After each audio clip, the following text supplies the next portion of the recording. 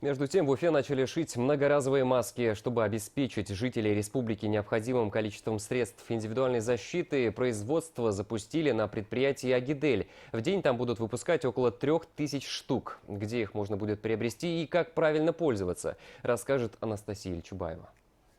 Ну, вам когда поступили маски? Сегодня вот И что, прям вот сейчас всех забрали? Ну, сколько так можно? У вас заведующие есть. Где заведующие? Поверить в то, что тысячи одноразовых масок, доставленных накануне в госаптеке, закончились, и вправду трудно. Но их разобрали на глазах нашей съемочной группы. Партии едва хватило до обеда. И это при том, что в одни руки отдают максимум 5 экземпляров. Весь гнев на себя принимают фармацевты, которые здесь ни в чем не виноваты. Ну, значит, заказывать надо больше. нет, по всей стране нет. Проблему нехватки масок уже обсудили в правительстве республики. Надеяться решили на себя. Ради Хабиров дал указание запустить производство многоразовых средств индивидуальной защиты в Башкортостане. У нас швейных производств много. Мы можем наши марли, у нас большие запасы марли есть. Мы можем сейчас попросить там Ишимбайскую трикотажную фабрику или кого. У нас масса есть предприятий швейных. Потребность выясните и начинайте шить.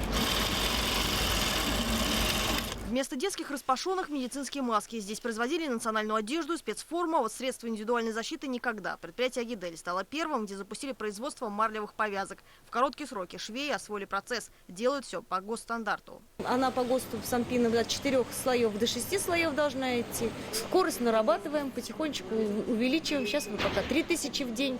Но планируем выйти до 10 тысяч. Многоразовые маски у нас изготавливаются из 100% хлопка. В настоящее время производственный цех работает у нас только в одну смену. При необходимости мы можем работать 2 смены, можем пустить в ночную смену. Если возникнет необходимость в республике, к производству многоразовых масок присоединятся и другие предприятия. Известно, что еще около 10 организаций готовы выпускать продукцию. Общий объем при полной загрузке составит до 1 миллиона штук в сутки. Маски будут доставлять в сеть госаптека. Сегодня на прилавке уже поступила первая партия. Продажа многоразовых масок должна помочь снизить ажиотаж в аптеках.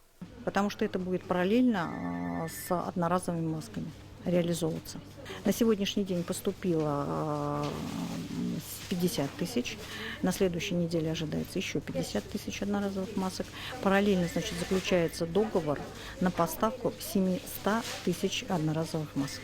Продажу масок начали на сайте Авито. Правда, цены там в несколько раз выше реальных. Среди объявлений можно найти даже предложение о продаже оборудования по изготовлению медицинских повязок. Тоже, кстати, по завышенной стоимости. Сайты объявлений приостановили публикации, где предлагаются одноразовые маски. Таким образом, компании решили бороться с теми, кто спекулирует на средствах индивидуальной защиты. Кстати, ими тоже нужно уметь пользоваться.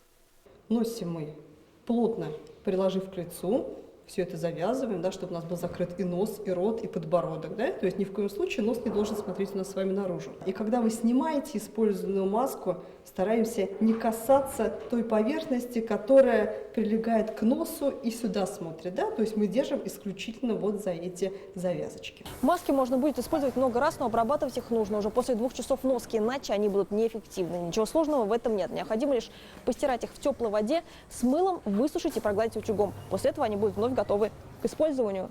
Анастасия Чубаева, Азат Ишбулатов. Новости Уфа.